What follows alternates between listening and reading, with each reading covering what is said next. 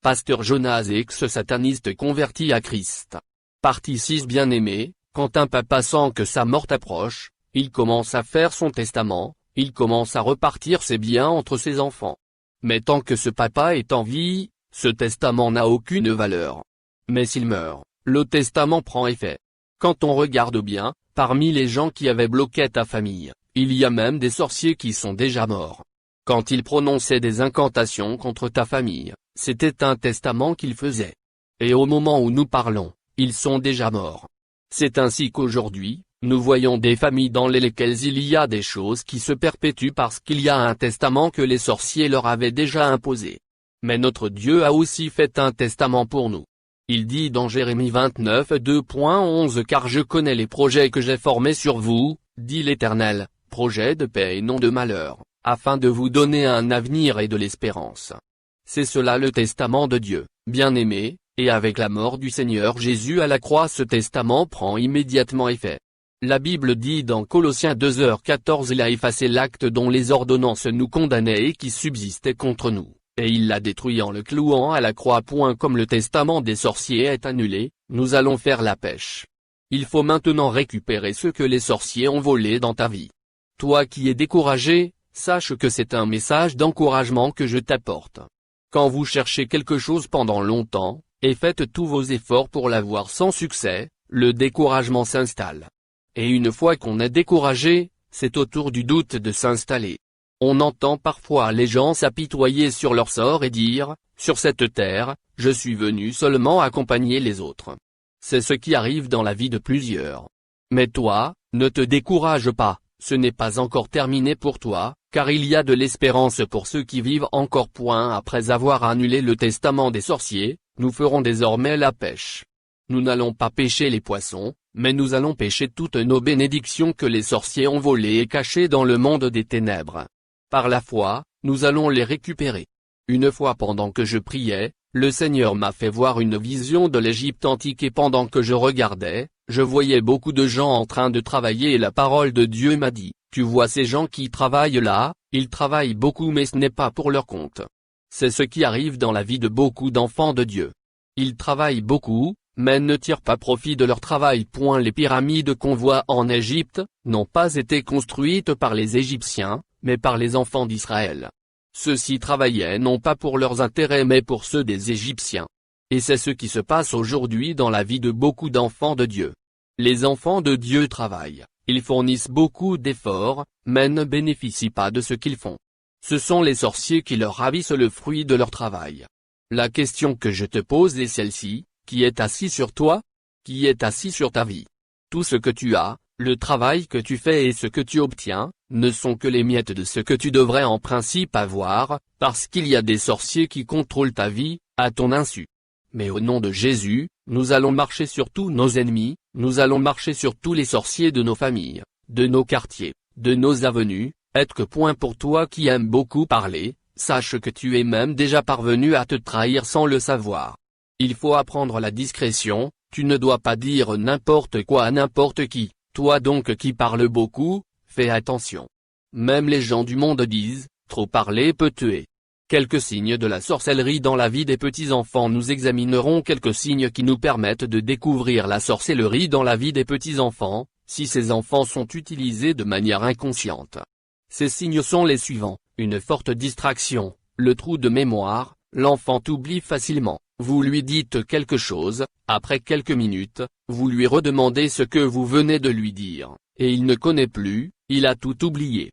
Vous avez par exemple le cas d'un enfant à qui vous dites de vous apporter un gobelet, mais il vous apporte plutôt un couteau, le manque d'intelligence, la bagarre, la turbulence, et pour ce qui est de la turbulence, les parents eux-mêmes y sont pour beaucoup, au travers des injures qu'ils prononcent sur les enfants. Quand tu injuries l'enfant, si tu l'insultes par exemple chien, et qu'il arrive qu'un sorcier passe par là, il enverra sur l'enfant un esprit ou un démon de chien, et l'enfant deviendra turbulent et on commencera dès cet instant à l'utiliser dans la sorcellerie. Danger d'élever les chats. Ici j'attire encore votre attention. Le chat est une bête qui est très utilisée par les sorciers. Quand un sorcier utilise le chat, qu'est-ce qu'il peut faire pour plonger les gens dans la sorcellerie? Le chat peut arriver là où vous êtes en train de manger et pendant qu'il se gratte, il y a des poils qui sortent. Dès que ça tombe dans votre nourriture pendant que vous mangez, la sorcellerie commence. Comment se contracte la sorcellerie? La sorcellerie se contracte de 3 façons. Premièrement, le pacte ou le contrat signé soi-même. Par exemple, tu as un problème qui te dépasse. Au lieu de te confier à Jésus, tu vas consulter le devin ou le féticheur, qui te donne un fétiche, un semblant de solution.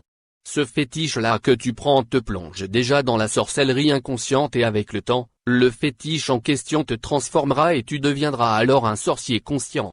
Quand tu as un problème, quelle que soit sa gravité, va à Jésus-Christ, il est la solution. Il est le maître de l'impossible, il appelle à l'existence même les choses qui n'existent pas. Je l'appelle l'homme solution. Jésus n'a pas la solution, mais il est la solution. Deuxièmement, l'héritage familial. Fais attention. Il peut arriver qu'on t'appelle et te dise, c'est toi qui dois garder la famille, prends ceci, tu deviendras désormais le chef de la famille. Prends garde à cela, car on te plongera dans la sorcellerie. Troisièmement, la sorcellerie par influence. J'insiste à ce niveau et attire votre attention sur la sorcellerie par influence. Tu n'as pas l'intention d'être sorcier, mais on te fait rentrer dans la sorcellerie sans ta volonté. Et cette forme de sorcellerie se passe par le manger. Tu ne dois pas manger n'importe quoi. Je profite aussi pour attirer l'attention des parents. Si vous ne connaissez pas l'état spirituel de vos voisins, ne laissez jamais vos enfants y manger, bref, ne laissez jamais vos enfants manger en désordre quand ils sont dehors. La sorcellerie c'est bien quand vous l'entendez de loin, parce que si elle vient s'installer dans vos maisons, ce sera un désastre total, vous préférerez la mort à la vie. Retenez encore clairement que la sorcellerie c'est la destruction dans tous les domaines. Objectif des sorciers dans l'Église. En tant que sorciers, le diable nous envoyait dans l'Église, c'est la partie visible de l'armée de Jésus-Christ. Il fallait donc tout faire pour rendre l'Église inoffensive. Nous avions des objectifs. Premier objectif, quand nous entrions dans l'Église, le premier objectif était de rendre les enfants de Dieu ignorants de la parole de Dieu. À ce niveau, j'attire l'attention des prédicateurs de la parole. Si tu vois que tu ne marches pas dans la crainte de Dieu et que tu n'as pas une vie de sanctification, il ne faut pas monter à la chair, parce que tu vas rendre un très mauvais service à l'Église. Quand nous entrions dans l'Église, nous nous mêlions aussi à la foule et commencions à presser le doigt d'une certaine manière, et pendant que nous le faisions, personne ne le remarquait, personne ne s'intéressait à ce qu'on faisait. En faisant cette incantation, nous étions en train de lier la langue du prédicateur et automatiquement il oubliait tout le message qu'il avait préparé, et commençait à raconter au peuple de Dieu, des histoires qui n'édifient pas. Le diable nous avait dit qu'on doit faire cela pour que les chrétiens soient faibles, parce que s'ils n'écoutent pas la parole de Dieu, ils seront affaiblis dans la foi, selon ce qui est dit dans Romains 10h17, ainsi la foi vient de ce qu'on entend, et ce qu'on entend vient de la parole de Dieu. Ainsi quand nous arrivions à dévier la langue du prédicateur, il commençait à dire des balivernes du genre, « Moi j'étais au sud, j'ai fait ceci, j'ai fait cela. » D'accord, si tu étais au sud, si tu as fait ceci ou cela, en quoi cela peut nous édifier? Cela ne nous concerne pas, si tu étais au sud, c'est ton problème, si tu as fait ceci ou cela c'est ton problème. Prêche plutôt la parole de Dieu, car c'est elle qui délivre, sauve, et guérit. C'est la raison pour laquelle Jésus nous a dit dans Jean 8h30 vous connaîtrez la vérité, et la vérité vous affranchira. Et cette vérité c'est la parole de Dieu. Deuxième objectif, il fallait bloquer les enfants de Dieu dans la pauvreté, et les pousser à la malédiction. Pour ce qui est de la pauvreté, il fallait créer une lourdeur au moment des offrandes. Il y a certaines personnes, quand le moment des offrandes arrive, elles commencent à sentir une lourdeur, c'est le diable. Ce sont les sorciers qui font cela. Pour ne pas tomber dans le piège de Satan, il faut savoir donner à Dieu, car la Bible dit dans Genèse 49:2.25 c'est l'œuvre du Dieu de ton Père, qui t'aidera, c'est l'œuvre du Tout-Puissant, qui te bénira des bénédictions des cieux en haut, des bénédictions des eaux en bas, des bénédictions des mamelles et du sein maternel.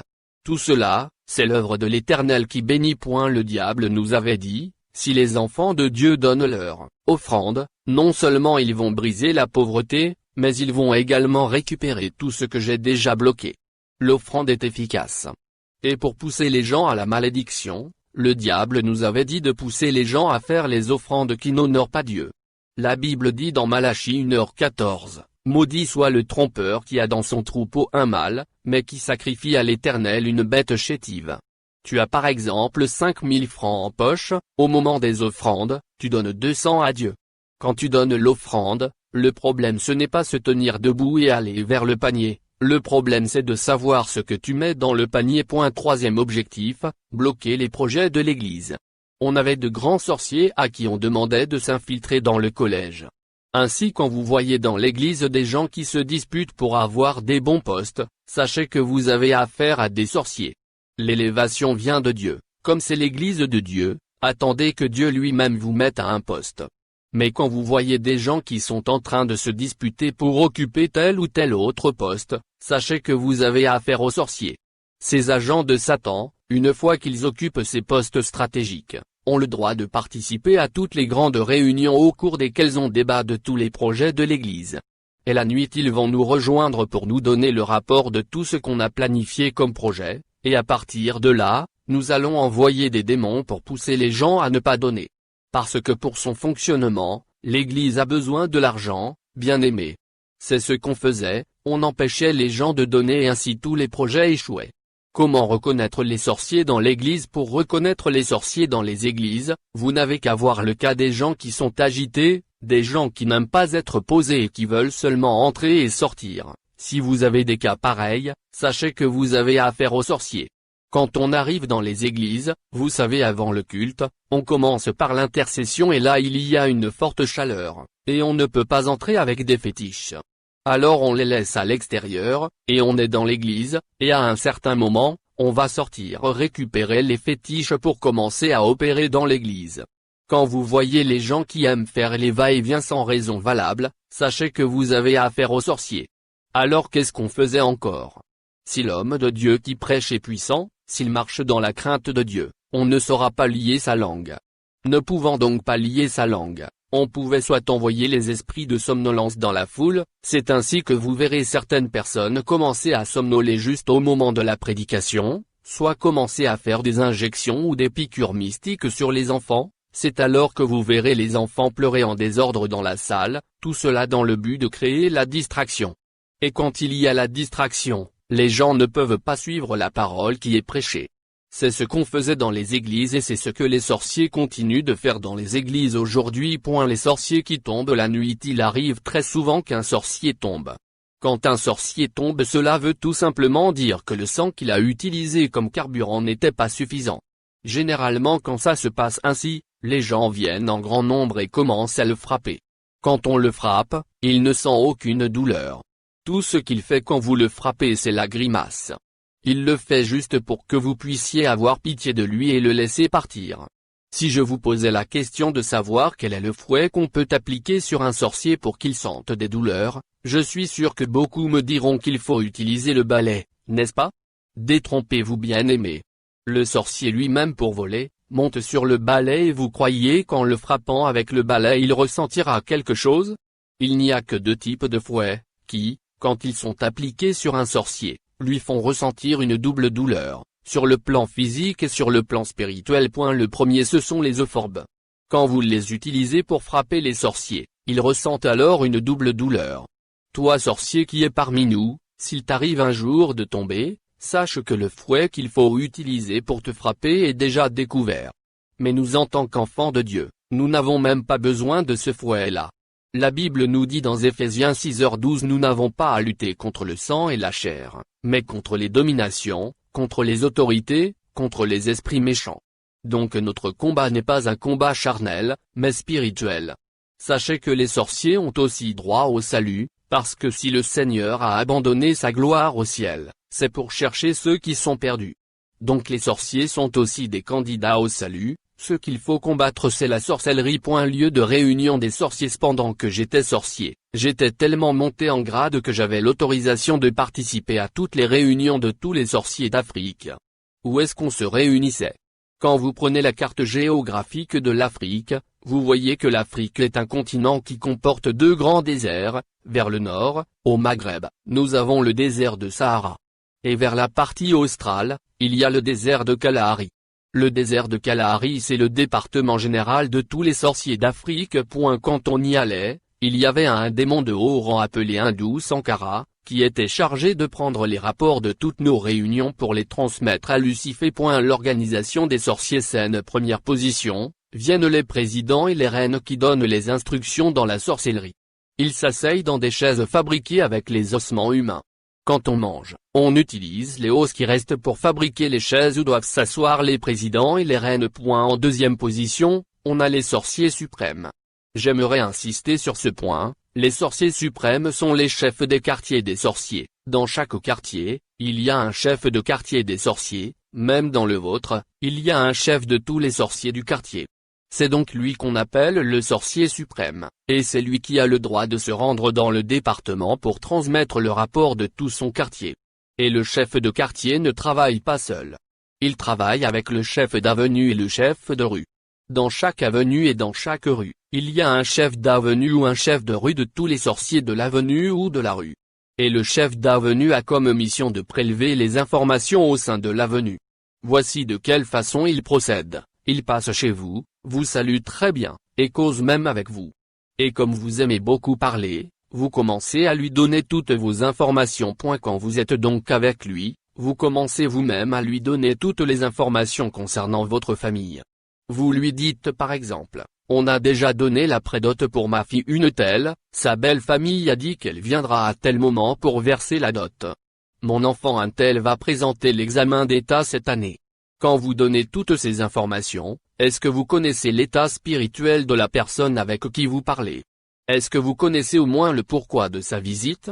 C'est vous-même qui lui donnez vos informations et il va à son tour donner le rapport au chef de quartier. Il lui dit par exemple, sur mon avenue, il y a tel ou tel autre problème, à telle maison il y a tel problème, etc. N'avez-vous jamais vu des cas où dans certaines familles, malgré le fait que la prédot soit déjà donnée et le jour de la dot fixé, la belle famille va et ne revient plus jamais, comme c'était prévu? Sachez que ce sont les sorciers qui en sont la cause. Le chef de quartier prend tous les rapports que les chefs d'avenue lui ont donnés et va les donner la nuit au département. On se sert donc de toutes les informations que vous avez vous-même données pour bloquer vos projets. Si un mariage est en vue, on le bloque.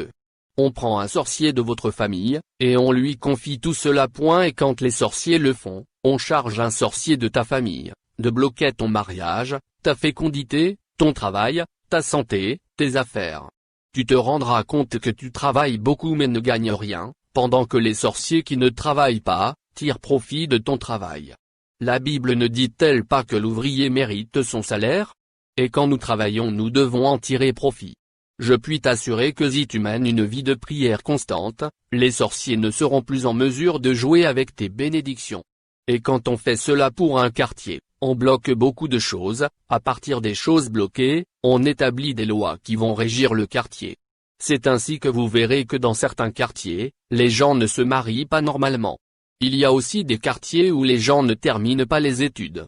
Vous pouvez également le constater, il arrive parfois qu'on soit dans un quartier, et les choses ne vont pas bien, mais dès qu'on change de quartier, ce qui n'allait pas dans notre ancien quartier, commence à aller bien de l'autre côté, parce qu'il y a des lois que les sorciers ont déjà établies sur le quartier. Mais nous qui sommes enfants de Dieu, nous n'allons pas déménager parce que les sorciers ont établi des lois, nous allons plutôt prier et leurs lois seront supprimées au nom de Jésus. Toujours parlant des sorciers suprêmes, quand on voulait aller dans le monde des ténèbres, on utilisait le sifflet d'appel. Et quand on sifflait, tous les sorciers inconscients venaient nous rejoindre, on les transformait alors en chevaux et on les utilisait comme moyen de transport, pour nous rendre dans le monde des ténèbres. C'est la raison pour laquelle certaines personnes se réveillent avec des douleurs au niveau de la colonne vertébrale ou du dos parce que la nuit on les a utilisées comme moyen de transport. Ce sont les choses que nous faisions.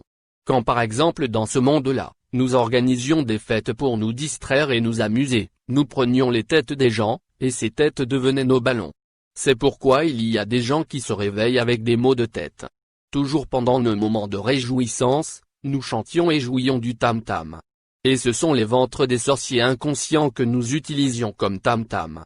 Ne soyez donc pas surpris de voir les gens qui vont au lit en bonne santé, mais se réveillent avec des douleurs abdominales. C'est juste parce qu'on a utilisé leur ventre la nuit comme tam-tam. Nous prenions aussi les jambes des gens et les utilisions comme guitare. C'est ainsi que vous verrez certaines personnes avec des plaies incurables. Vous verrez également certaines personnes avec des problèmes ou des douleurs au niveau des jambes. C'est tout simplement dû au fait qu'on a utilisé leurs jambes la nuit comme guitare. Nous pouvions aussi prendre une personne et coucher avec elle, et sur ces entrefaites, cette personne se voyait dans son rêve en train de connaître des relations intimes. Croyez-vous qu'il s'agissait vraiment d'un rêve? Non, bien-aimé, ce n'est pas un rêve. S'il t'arrive une chose pareille, sache que ce sont les sorciers qui en sont l'auteur. Avec d'autres encore, nous mangions de la chair humaine. Quand tu te vois dans ton rêve en train de manger, tu crois que c'est normal, tu crois que ce n'est qu'un rêve. Bien-aimé, je voudrais te dire que c'est la réalité. C'est l'œuvre des sorciers. Que la grâce du Seigneur Jésus-Christ soit avec vous. Amen. Pasteur Jonas, ex-sataniste converti à Christ. Partie 6. Bien-aimé, quand un papa sent que sa mort approche, il commence à faire son testament, il commence à repartir ses biens entre ses enfants. Mais tant que ce papa est en vie, ce testament n'a aucune valeur. Mais s'il meurt, le testament